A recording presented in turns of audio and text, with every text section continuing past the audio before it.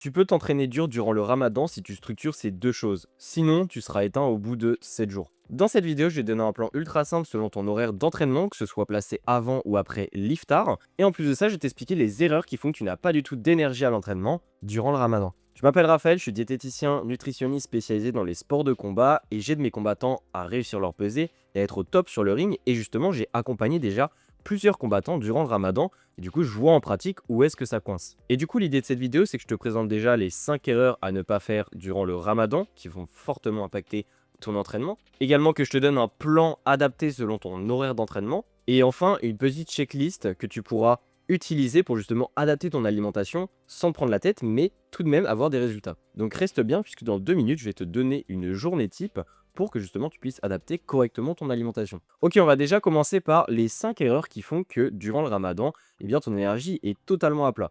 La première erreur, eh bien, c'est de manger une énorme quantité durant l'iftar. Autrement dit, dès que ton jeûne peut être rompu, eh bien, tu as tendance à sauter sur plein d'aliments, gros volume alimentaire, des aliments qui sont très gras notamment, et du coup, ta gestion va être extrêmement ralentie, voire même perturbée, autrement dit des maux de ventre, etc. Le problème, c'est que cette digestion qui est mauvaise, ça va impacter par la suite ton sommeil, et en plus de ça, peut-être que tu t'entraînes aussi après l'iftar. C'est possible, je ne sais pas. On va en reparler après justement des scénarios d'entraînement. La deuxième erreur, eh bien, c'est de boire beaucoup trop d'un coup. Pareil, au même moment, dès que le jeûne peut être rompu, eh bien, tu bois tellement d'un seul coup que tu vas avoir des problèmes de digestion et en plus de ça, eh bien, peut-être que tu bois que de l'eau. Et je vais en reparler après, mais c'est peut-être pas suffisant dans ton cas. La troisième erreur, eh bien, c'est de couper trop les glucides. Généralement, on a tendance à manger plutôt gras durant le ramadan. Pas vraiment de glucides, mais ça, c'est d'un point de vue culturel et c'est totalement normal en quelque sorte. Le problème, c'est que toi, il faut que tu te rappelles que tu es un combattant ou une combattante et que tu as besoin de beaucoup de glucides pour fonctionner et que les lipides, ça ne suffira pas. J'en ai déjà parlé dans la vidéo qui s'affiche par ici, mais manger beaucoup de glucides et beaucoup de calories, eh bien malheureusement, ça ne suffit pas et ce sont vraiment les glucides qui sont importants pour toi. Donc arrête de les couper. La quatrième erreur, eh bien, c'est de garder le même volume d'entraînement. Il faut comprendre que, évidemment, ton rythme est totalement décalé. Le sommeil est aussi plus fractionné, les repas ne sont pas mangés au même moment. Bref, ton entraînement ne peut pas rester identique. Il faut lui aussi qui s'adapte avec le changement d'environnement, avec les changements d'habitude. Et du coup, c'est pour ça que tu peux pas garder le même volume. Et la cinquième erreur, je dirais que c'est de vouloir faire des grosses cuts, de vouloir faire des grosses pesées, etc. durant le ramadan. Ça, c'est, je dirais, une erreur puisque tu as tendance à jouer facilement avec ta santé puisque généralement, déjà de base, les cuts sont pas faits correctement. Mais alors, pendant le ramadan, si tu fais une grosse cut, ça peut aller beaucoup plus loin et il peut y avoir beaucoup plus de dégâts. Maintenant que tu visualises un petit peu les erreurs à ne pas faire et du coup, tu es un petit peu sensibilisé par rapport à qu'est-ce que toi, peut-être, tu fais déjà mal, etc. Eh bien, on va parler des scénarios d'entraînement pour que je puisse t'expliquer en pratique, concrètement, qu'est-ce que tu dois changer dans ton alimentation pour que justement tu puisses être le plus performant possible durant cette période. Le premier scénario et le meilleur, eh bien, c'est de s'entraîner après l'iftar. Autrement dit, tu coupes ton jeûne, tu manges un petit repas et puis après, tu as l'occasion de t'entraîner. Ça, c'est le meilleur scénario puisque ça va te permettre de refaire un petit peu le plein d'énergie juste avant l'entraînement. Évidemment, de bien gérer la digestion, je vais en reparler juste après. Et après, tu peux t'entraîner correctement. Mais évidemment, eh bien, en pratique, c'est pas forcément possible. Déjà, parce que première chose, beaucoup de combattants et combattantes, et notamment que j'ai en suivi, s'entraînent 2 fois par jour. Autrement dit, il y aura forcément un entraînement qui sera fait dans un état à jeun, ou alors du moins qui sera fait en milieu de journée peut-être, ou alors en fin de matinée, quand tu n'auras pas mangé déjà depuis un certain temps. Mais aussi, deuxième chose, eh bien, par rapport à tes horaires d'entraînement, peut-être que c'est pas possible, puisque l'iftar va être justement trop tard, et du coup, ton entraînement va être déjà placé avant celui-ci. Donc au final, ce ne sera pas possible. Mais si en tout cas tu es concerné par ce scénario numéro 1, eh bien ce que je te conseille de faire dès que tu peux rompre ton jeûne, eh bien c'est de déjà boire une boisson de réhydratation, puisque évidemment tu vas être déshydraté avec toute la journée qui est passée. Donc si tu veux savoir la meilleure recette pour une bonne boisson de réhydratation, je t'invite à regarder la vidéo qui s'affiche par ici, où je t'explique les 3 boissons à ne surtout pas prendre en tant que combattant et combattante pour te réhydrater, et justement celles qu'il faut prendre pour bien te réhydrater. Donc déjà tu prends ta boisson de réhydratation. Comme ça va te permettre de te réhydrater correctement et du coup de te préparer en même temps à l'entraînement puisque dans cette boisson, il y aura aussi des glucides en plus de l'hydratation. Et la deuxième chose avec ça, eh bien, c'est que dès que tu commences à te réhydrater, au bout de 20-30 minutes, eh bien là, tu peux prendre une petite collation. Donc ça peut être par exemple du pain avec du miel. Je te conseille plutôt du pain blanc pour que ça se digère vraiment très facilement. Ça peut également être des galettes de riz, bref, des aliments très glucidiques, pas forcément très volumineux, pas trop fibreux, pas trop gras. Et comme ça, en fait, ils vont facilement se digérer, rapidement, ça ne va pas te gêner durant l'entraînement et ça va te permettre de t'entraîner seulement 30 à 60 minutes après les avoir consommés, tout en ayant de l'énergie. Et puis c'est ensuite après l'entraînement que là oui, tu peux prendre un repas beaucoup plus complet. Sans oublier que l'hydratation doit être fractionnée sur toute la soirée. L'idée vraiment pendant le ramadan, et ça concerne tous les scénarios, c'est que l'hydratation soit fragmentée tout au long de la période où tu peux t'hydrater justement, et pas que tu bois des grosses quantités seulement 2 ou 3 fois. Puisque là, ça sera une hydratation qui sera entre guillemets moins efficace pour toi. Ensuite, il y a le scénario numéro B, eh bien, c'est de s'entraîner avant l'iftar. Autrement dit, par exemple, tu t'entraînes, je sais pas moi, à 17h et le coucher du soleil est à 19h, donc forcément de 17h à 18h30, eh bien, tu peux pas encore manger, donc tu es encore en état de jeûne. Et là, c'est ultra important de ne pas exploser. Autrement dit, de ne pas être complètement lessivé.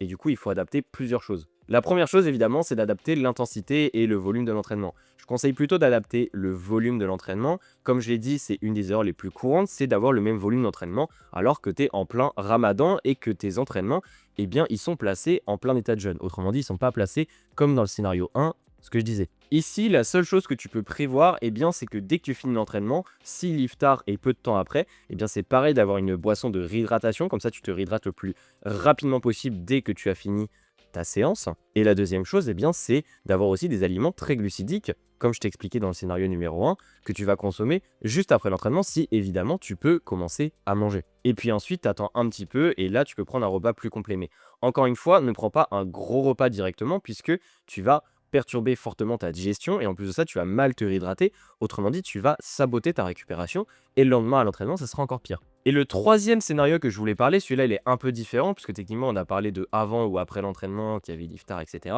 Ce scénario-là, ça concerne si tu dois faire une pesée ou pas durant le ramadan. J'ai déjà accompagné un combattant durant le ramadan, on devait faire une pesée, il devait perdre pas mal de poids, mais franchement, si on n'est pas suivi et que tu veux faire une pesée, et notamment une cut qui est assez vénère durant le ramadan, je le dis direct, c'est vraiment risqué. Donc là, pour moi, c'est très clair. Il faut réduire l'agressivité de la cut. Si d'habitude tu coupes plusieurs kilos, donc par exemple tu perds, je sais pas, 5-6 kilos, etc. de cutting, et bien là, il faut te poser la question, est-ce que ça serait pas intéressant de prendre justement la catégorie au-dessus spécialement pour ce combat, ou alors sinon tu ne combats pas. Mais je pense que c'est important de voir à long terme et de se dire, ok, est-ce que d'un point de vue santé, ça vaut vraiment le coup de se mettre dans le mal, puisque oui, le ramadan impose des contraintes horaires, et pour faire un bon cutting, quand il y a des contraintes horaires, forcément c'est plus compliqué. Mais toutefois, c'est pas impossible de faire un cutting quand on est en ramadan. Du coup, il faut absolument prioriser un bon sommeil. Il faut prioriser une bonne hydratation durant la nuit, puisque après, c'est durant la journée, durant notamment les étapes de cut, etc., où ça va être essentiel de bien être hydraté de base. Mais il faut aussi bien gérer les glucides. C'est-à-dire que si tu coupes pas les glucides durant ton cut, eh bien, il faut bien les gérer durant toute la nuit et ça te permet d'avoir l'énergie durant la journée. Donc pour résumer un petit peu, le plus important durant un ramadan, c'est déjà de comprendre ton environnement, de comprendre les erreurs qu'il ne faut pas faire comme je te les ai expliquées, de savoir quel est ton scénario, est-ce que tu t'entraînes avant, est-ce que tu t'entraînes après, et surtout de bien répartir l'hydratation sur la nuit, de bien répartir les glucides sur la nuit, et surtout de manger plus de glucides déjà, et pas manger que des lipides, mais aussi d'intégrer la boisson de réhydratation. Je pense que la boisson de réhydratation, c'est quasiment un essentiel quand tu es en ramadan. Et même si de base tu manges pas très salé, etc., là je te conseille fortement d'avoir ta boisson de réhydratation qui contient notamment du sel ou au minimum du sodium, puisque oui, la déshydratation durant toute une journée, eh bien, il faut la rattraper durant la nuit. Et si tu n'utilises pas la puissance du sodium pour faire cela, eh bien, je pense que tu te compliques la vie pour rien. Évidemment, n'hésite pas chaque matin à checker ton poids si tu veux garder un œil dessus. Juste petit aparté par rapport au poids, étant donné que tu manges de façon décalée, tu manges plutôt, on va dire, la nuit, bah, c'est clairement le cas d'ailleurs, eh bien ton poids risque peut-être d'être plus élevé le matin puisque tu vas pas être à jeun, contrairement à d'habitude. Et du coup, forcément, si ton poids est plus haut, il ne faut pas que tu paniques dès le début, mais plutôt que tu te pèses régulièrement durant le ramadan, et au final, tu vas voir que c'est un peu la nouvelle norme. Mais ça ne veut pas dire que tu as pris du poids, ça veut juste dire que par rapport au moment où tu te pèses dans la journée, eh bien, ce ne sont pas les mêmes conditions que d'habitude, et du coup, ton poids est différent que d'habitude. La deuxième chose que je t'invite à checker, c'est l'urine. Alors, évidemment, le but, c'est pas de devenir matrixé par ça, mais ça peut te donner une idée de ton taux d'hydratation, ou du moins si tu t'hydrates bien, etc. Si dès le matin tu as l'urine foncée, c'est que tu fais extrêmement mal ton hydratation durant la nuit. Donc là, il faut vraiment que tu mettes un accent dessus, que tu mettes une boisson de réhydratation, que tu structures mieux l'hydratation sur toute la nuit. Bref, il y a des progrès à faire. Également, n'hésite pas à mettre une qualité de la séance, donc notamment l'échelle du RPE, c'est-à-dire l'intensité, puisque l'idée, c'est pas que tu ailles à des difficultés qui soient extrêmement élevées, puisqu'encore une fois, il faut que la récupération puisse suivre derrière. Et évidemment, à côté de ça, eh bien, tu structures bien les glucides, notamment manger pas mal de glucides juste avant d'aller dormir. Je pense que c'est très intéressant et ça peut aider ton sommeil.